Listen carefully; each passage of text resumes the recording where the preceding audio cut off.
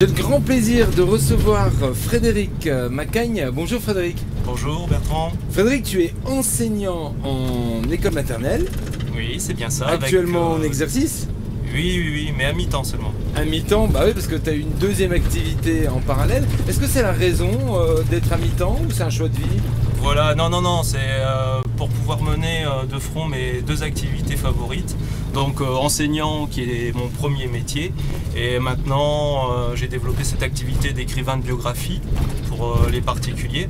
Ouais. Et il me fallait du temps, donc je suis passé à mi-temps parce que l'écriture de livres ça prend du temps. Réclame beaucoup de temps. Ouais. Beaucoup de temps, beaucoup d'énergie, beaucoup de recherche, mais on va en parler de tout ça, beaucoup de rencontres aussi. Cette idée d'écrire ce que toi tu appelles des albums de vie, mais on va en parler parce que le terme je trouve très intéressant. Oui. Ça t'est venu quand? Alors précisément ça m'est venu en l'an 2000. Parce que je me recueillais sur la tombe de mon grand-père maternel. Et à côté de moi, il y avait ma mère qui m'a raconté plein d'anecdotes à son sujet. Ouais. Et je me suis rendu compte de mon ignorance sur la vie de mon grand-père, qui était un immigré italien, qui était arrivé dans les années 50 en France. Et que j'ai perdu malheureusement quand j'avais 5-6 ans, mais je m'étais profondément attaché à lui. J'avais des souvenirs de lui, et donc en l'an 2000, me voilà adulte, et puis j'apprends plein de choses le concernant, sur son passé, tout ça. Puis je dis, mais franchement, c'est bien dommage que je connaisse pas tout ça. Et tout ce que tu me racontes, maman, j'aimerais bien l'écrire. Enfin, voilà. Alors de là, j'ai créé ce premier recueil de souvenirs. Puis je me suis dit, c'est franchement intéressant d'avoir des éléments de son passé pour se construire. C'est intéressant. Ça parle de la famille, des origines et pourquoi on est là, pourquoi on s'est retrouvé dans mon cas à Saint-Quentin. Ouais. Et ça m'a éclairé. Et je me suis dit, mais ça, c'est un service que je pourrais rendre à beaucoup de personnes parce que moi, j'aime bien dialoguer, j'aime bien rencontrer, j'aime bien discuter et j'adore les livres. Et ben, tout ça, voilà, en réfléchissant, ça mûrit et d'où l'idée de créer cette activité. Frédéric, de là est née cette idée de créer ce qu'on a appelé des albums de vie, parce que voilà. Toi tu as voulu appeler album de vie. Ce titre, tu l'as inventé? Oui, voilà, parce que je l'ai inventé parce que donc ça veut bien dire ce que ça veut dire. Il y a le mot vie puisque ça retrace la vie de personnes, des individus, des associations, des entreprises, mais aussi album parce que non seulement il y a du texte, mais il y a aussi des images. On peut insérer des documents, ce qui a de la valeur, un objet fétiche, on peut le photographier, un collectionneur pour retrouver ses pièces les plus importantes à ses yeux, à l'intérieur. Et on retrouve aussi des clichés anciens de la famille. Ainsi, les photos qu'on a à la maison, elles ne perdent pas de leur sens. Tout garde un sens parce qu'on le décrit. Est-ce que tu construis autour? Est-ce que tu construis les albums de vie de manière chronologique, un peu comme l'album de ma naissance, ma première photo, voilà, ma première dent? La plupart du temps, oui, ça va revêtir une forme chronologique, mais ça peut aussi partir sur des thèmes, sur des spécificités. Là, j'ai créé des livres où un monsieur raconte seulement un passage de son existence. Ce monsieur a été envoyé, comme beaucoup d'autres, faire la guerre d'Algérie. Ouais. Et il n'en a jamais parlé à personne. Il a voulu se confier. Il avait des documents photographiques. Il avait pris des notes.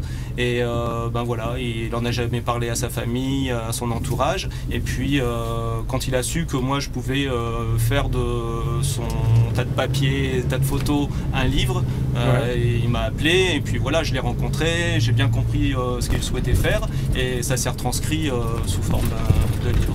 Chacun des livres que j'ai créés ne se ressemble pas, ils ont tous une personnalité, ils ont des formats différents, ils ont des couvertures différentes, un style d'écriture différent, parfois il y a des dialogues, parfois c'est des monologues, parfois c'est chronologique, parfois c'est thématique. Franchement, je m'adapte à chacun, je veux que chacun ressente sa personnalité à l'intérieur du livre. Mais Frédéric, en fait, tu mets énormément de ta propre personne dans chaque histoire que tu racontes. Oui, c'est sûr que bon, on s'investit beaucoup, il faut avoir de l'empathie pour la personne qu'on interviewe et dont on recueille les propos, mais aussi j'essaie de m'effacer pour le résultat final en tout cas. Hein. Il y a ma sensibilité qui capte ce que souhaite transmettre la personne que j'ai rencontrée, mais il y a aussi le fait de vouloir absolument retranscrire sa façon de s'exprimer, c'est son message qui est le plus important. Alors donc ces gens qu'on peut être amené à appeler des clients en fait sont des clients uniques puisque chaque livre, tiens je vais t'en prendre un oui. là, chaque album de vie ou chaque recueil est unique voilà. en son genre. Oui, exactement, oui, puisqu'on raconte la vie d'une personne, d'un individu ou alors comme ici d'un groupe, d'une société. Ah oui d'accord, d'accord. Et c'est vraiment du sur-mesure à chaque fois. Et les livres ne sont pas écrits dans le but d'être publiés au sens propre du terme. Ils sont faits pour être imprimés, mais ils restent dans la sphère privée. On va m'en commander peut-être une dizaine, une quinzaine par famille. Hein. Sauf peut-être donc le second que je viens de te passer, qui a été demandé pour l'entreprise Morée, donc qui se situe juste derrière le collège Jean Moulin. C'est pour ça que... C'est pour ça qu'on est ici. J'ai fait venir ici parce que ici c'est mon quartier de naissance. Ma mère habite à quelques pâtés de maison d'ici. Ma grand-mère avait un jardin tout près.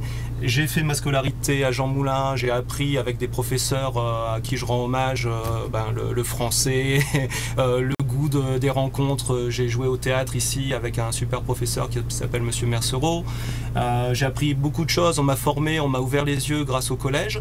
Et puis il s'est trouvé par hasard que l'un de mes premiers clients, c'est le groupe Morée Industrie, dont le berceau et Saint-Quentin et leurs usines sont juste derrière le collège. Ce qui me fait énormément plaisir, c'est quand des clients reviennent vers moi en disant ben voilà, objectif atteint, les petits-enfants ils ont été curieux, ils ont vu des images, ça leur a rappelé des émotions, ils sont revenus, ils m'ont questionné, il y a des liens qui se sont recréés alors qu'il y a eu 15 ans, 20 ans de silence aussi, donc c'était l'un de mes souhaits et ça a été réalisé, notamment pour cette famille qui m'avait commandé ce livre.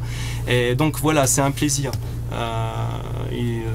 Un de leurs fils les avait laissés dans le silence le plus total et puis ils lui ont envoyé le livre, ils savaient où il habitait et puis voilà, il y a des liens qui se recréent, qui se tissent. À nouveau, il y a un dialogue qui se fait. Et voilà, moi, mon objectif, il est atteint. Et puis, dans quelques années, dans 5, 10 ans, 15 ans, 20 ans, le livre, il sera toujours là. Les petits-enfants, arrière-petits-enfants pourront se replonger, ce sera une mine de renseignements pour eux. Ils verront leurs arrière-grands-parents, leur façon de vivre à l'époque, leur quotidien, ce qu'ils ont subi aussi avec l'histoire, la grande histoire avec un H, parce que bon, tout le Saint-Quentinois a été... blessés, meurtris par différentes guerres. Par les différentes guerres, ouais. En moyenne, tu rencontres les gens combien de fois?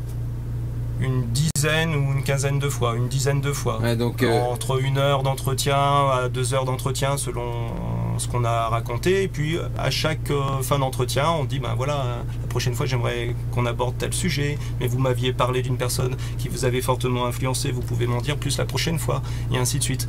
Et bout à bout, je rassemble toutes mes notes. Et j'essaie de faire quelque chose vraiment le plus ressemblant à la personne qui m'a confié ses souvenirs, quoi. Avant, on traçait l'arbre généalogique de la famille, on s'arrêtait là. Ouais. J'ai vu tout à l'heure en parcourant rapidement, il y a aussi des extraits d'arbres généalogiques. On peut reprendre. Tu travailles aussi autour de ça, c'est-à-dire que... Pas vraiment, c'est plutôt donc la personne que je rencontre qui, elle, s'est penchée sur le sujet. Je suis pas un historien, j'ai pas une formation d'historien. Je suis capable d'entendre, d'écouter, de retranscrire des documents à l'intérieur d'un livre, essayer de faire une belle mise en page, ça va. Mais enquêter, recouper, je le fais pour mon plaisir personnel. Parce que bien sûr, je suis confronté à des événements dont j'ignorais tout. Ouais. Alors je vais sur Internet, je me renseigne, je vais chercher des livres qui se rapportent au sujet pour pouvoir justement dialoguer et puis construire notre conversation. Et voilà, je peux les insérer pour donner de la densité à mon propos. Pour resituer, voilà. Quand tu sens que c'est nécessaire. En général, les choses intimes, personnelles, les arbres de généalogie, et ainsi de suite, c'est les personnes qui viennent te les avec. Fournissent. Voilà. Ouais, qui te les fournissent. Alors quand je lis un livre de ce type, qui parle? C'est je. C'est jamais toi? Non. C'est toujours... Oui, sauf la quatrième de couverture parfois, ou une petite introduction, une préface, pour présenter le livre au lecteur. Mais non, c'est je. Ou nous, parfois, hein, quand il s'agit d'un couple, ça a été nous aussi, des dialogues. Et puis, voilà, montrer que le couple est vraiment uni, c'est très beau. Le coût moyen de ces albums de vie? Globalement, en moyenne, pour tout ce qui est réalisation, la construction du livre, je demande à peu près, ça tournera autour de 1 200 €. C'est pas... Non, et après chaque ouvrage coûte 80 à 100 € selon son format. Comme tu le vois, il y a différents formats, des grands formats. Mais voilà quoi. Non, j'essaie d'être le plus accessible possible. Je veux pas que ce soit une barrière. Je veux que chacun puisse dire non, ben voilà, on est à 3-4 frères et sœurs, on voudrait rendre hommage à notre père, à notre mère. Écris-nous un livre. Bon ben voilà, pour 1 200 € à peu près. Plus après chaque exemplaire une centaine d'euros, voilà, on y arrive. Alors les périodes des fêtes approchent, c'est pas encore maintenant, mais il faut s'y prendre à l'avance. Voilà. Franchement, moi je ne peux que d'abord te remercier de nous avoir consacré un moment d'échange et d'avoir fait ta connaissance et je ne peux que vous inciter à rencontrer Frédéric. Comment on fait pour prendre contact avec toi? Alors c'est très simple, je suis dans l'annuaire comme tu le disais en tant qu'écrivain public puisque c'est le... On peut dire ça, hein, tu es écrivain public. Hein. Voilà, mais je m'occupe absolument pas de démarches administratives, hein, donc contrairement à l'ancien cliché d'écrivain public. Donc dans l'annuaire à Frédéric Macaigne à Saint-Quentin, ou sinon donc j'ai un site qui s'appelle albumdevie.com. Et tout en attaché et on trouve facilement. Donc on prend contact avec toi et je suppose que ton emploi du temps est bien chargé. Oui. Parce que ça s'écrit pas comme ça du jour au lendemain. Non, voilà, il faut... Est-ce que tu as la capacité de traiter plusieurs rencontres en même temps? Oui, je peux. Justement, en étant à mi-temps, je me suis organisé un planning pour avoir aussi quand même du temps avec ma famille, mes enfants, ma femme, ma maman.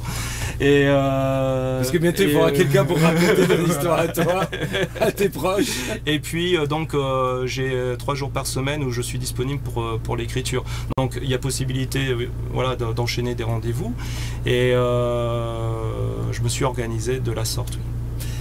Prenez vite contact avec Frédéric si vous voulez laisser une trace aux générations futures, hein, je dirais. Et puis simplement partager ce que vous avez vécu avec d'autres. C'est une très belle initiative sur le territoire, c'est une très belle manière d'utiliser le statut d'auto-entrepreneur, une très belle manière. Sans ce statut, tu n'aurais pas pu le faire. Ah non, c'était impossible. En l'an 2000, quand j'ai voulu me lancer, c'était impossible. Il y avait des barrières administratives. Combien t'en as fait jusqu'à maintenant? J'en suis à plus de 25. Wow. Parce que là je termine quelques-uns. Et puis aussi donc par le biais de la correspondance, là j'ai un client qui habite à Avignon, figure-toi, un ancien légionnaire. Ah, parce que par internet par internet, ce monsieur m'a donné ses brouillons. Il a fait des photocopies de ses brouillons. Il m'a envoyé tous ces clichés. Alors ce monsieur s'est mis à scanner ses propres photos. C'était une découverte pour lui. Mais donc aidé par ses enfants, il a réussi à faire tout ça. Il m'a donné la matière. Moi je l'ai au téléphone.